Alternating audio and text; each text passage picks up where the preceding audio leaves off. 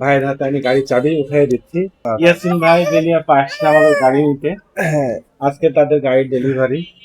ভাই এর আগে কিছু টাকা দিয়ে গেছিলেন, বাকি টাকা। খুব মজা লাগছে এটা ভেবে। এই যে 1,000 টাকার নোট, 500 টাকার নোট, 100 টাকার বান্ডিল, 50 টাকার বান্ডিল। এই এই যে এতগুলো বান্ডিল নিয়ে ভাই আসছে আমাদের শোরুমে। আমার আসার সময় মিষ্টি সাথে করে নিয়ে আসছে পুরা ফ্যামিলি, সব বাচ্চা আসছে।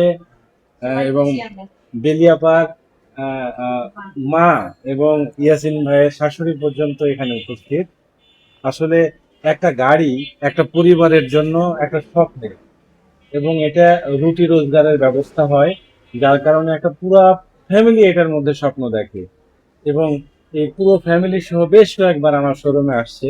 আজকে ফাইনালি গাড়িটা তাদের যাবে। অফিসিয়ালি ভাইয়ের হাতে আমি গাড়ির চাবি উঠিয়ে দিচ্ছি। একটু পরে হয়তো দেখতে পাবেন আমাদের গাড়িটা নিয়ে চালাচ্ছেন, সবাই উঠছেন, সেই ছবিটা উঠিয়ে রাখবেন। ভাই আপনার অনুভূতি কেমন বল? আলহামদুলিল্লাহ, ভালো লাগছে। ভালো লাগছে। আলহামদুলিল্লাহ, ভালো লাগছে।